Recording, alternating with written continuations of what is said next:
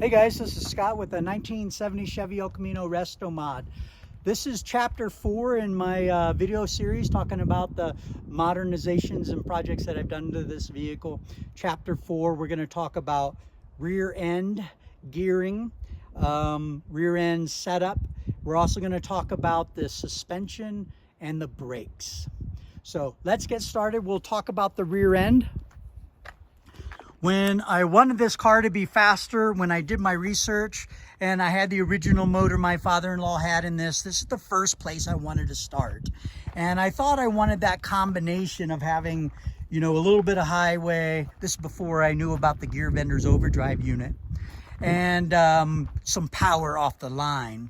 So I upgraded. This has the original rear end, which is a GM 8.2 inch 10 bolt rear. And I had upgraded that to put in a Yukon slip differential, and the minimum gearing you can do, it started with 273 gears, which are highway gears my father-in-law wanted. And then we, here you can see the rear end here. And so I started with 308 gears, and it just wasn't enough power off the line.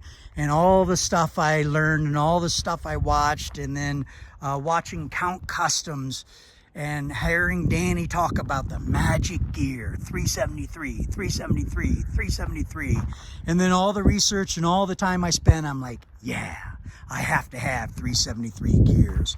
So that is what's in here now. It's Yukon 373 posi traction rear end with Yukon axles. The original 31 and 1/8 inch rear axles. I went back and forth on a couple different, but those are the correct ones for this vehicle, and that's what I have in there today. And so the rear end, as I started the story, is one of those first major projects I did. And I've got strong visions. This is a year after my father-in-law was gone, and I was working on that rear end, doing it myself, and I know he knew how to do this stuff. I didn't have him in my corner to tell me what to do. I got everything unbolted. I got that rear end out of the car onto some jack stands, and I had that moment, that very first moment. I'm like, oh shit, what the hell am I doing? I have no idea how to do this. And I took the day off, I rested, and then the next day I went back in the garage, and I'm like, okay, this has to start somewhere, and this is what I've chosen. So since then, I've done lots of more oh shit moment, big installs, like the gear vendor's unit, where I'm on my back lifting that sucker up to get it installed underneath the car.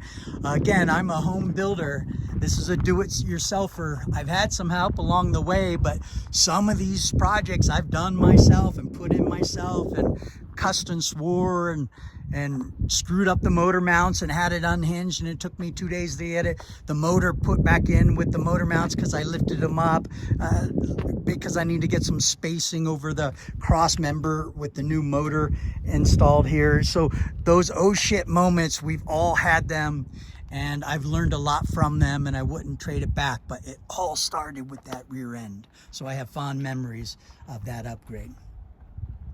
All right, let's talk suspension and brakes. So this is where I read that book, Mark Savitske, How to Make Your Muscle Car Handle. Highly recommend reading it. Mark is no longer with us today. He died 2020. I don't know. I know he had some health issues, but I bought a lot of my package, I think in 2018, 2019, and I know a lot of people had troubles with Mark and his follow through, and some of it was based on his health.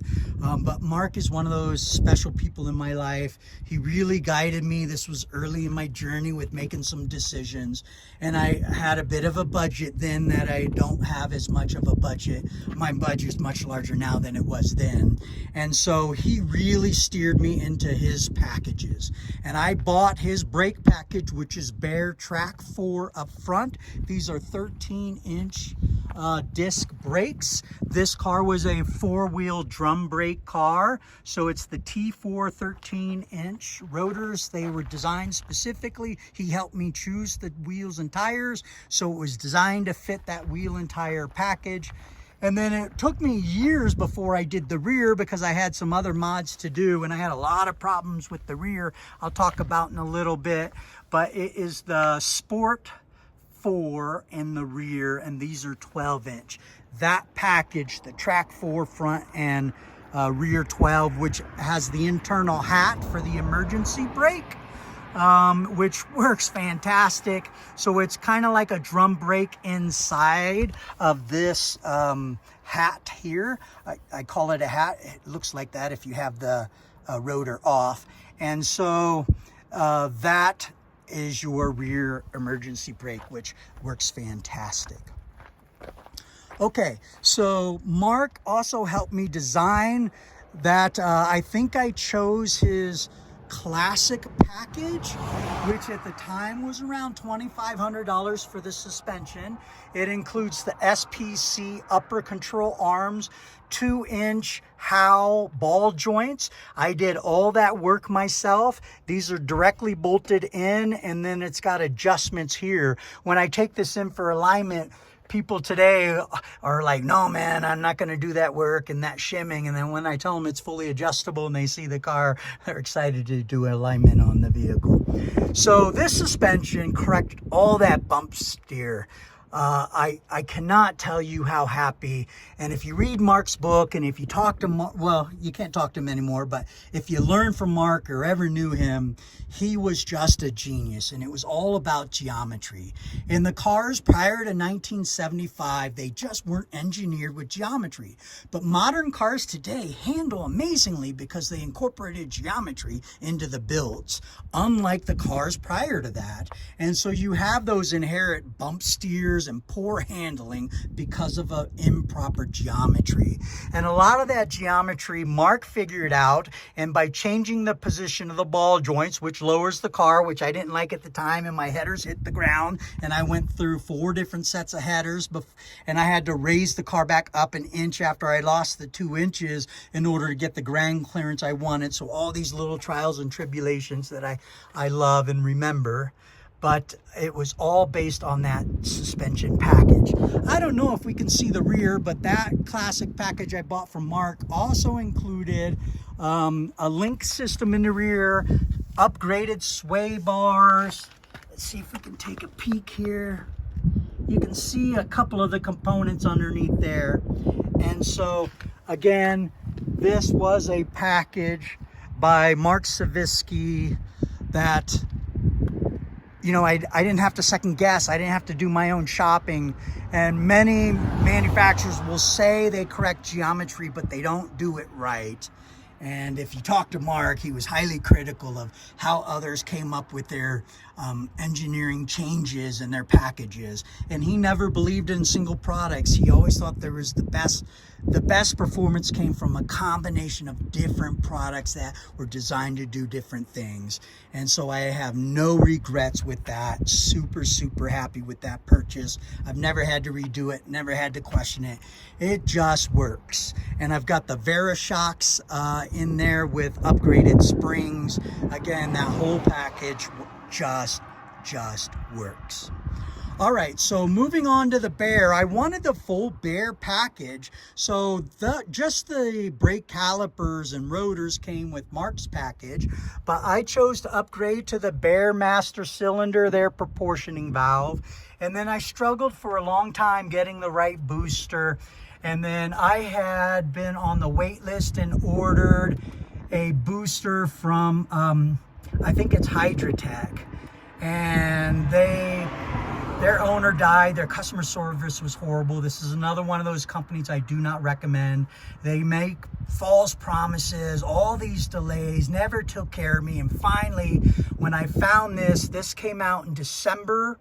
I'm talking about the Power Brake Booster now. This came out in December of 2024. This is by CPP. This is a Bosch fully electronic Power Brake Booster. It's a 3-wire hookup. It is so easy, it is so simple, and it is so powerful. The combination with the 1 1/8 inch bore master cylinder, which Bear took great care of me. I had the original 1 inch because I had a different combo of mine, but I never installed it. When I told them what I was up to, I drove down to their factory in Phoenix and they swapped it out for me. Nothing but great things from Bear. Really, really like their products and their customer service. But that impressive CPP, I can't tell you how happy I am. It's rather small footprint, as you can see. It actually has a metal body, but I painted it all black to go with that black theme. And it just came out fantastic. Here's the other control module. I did have to redo some of my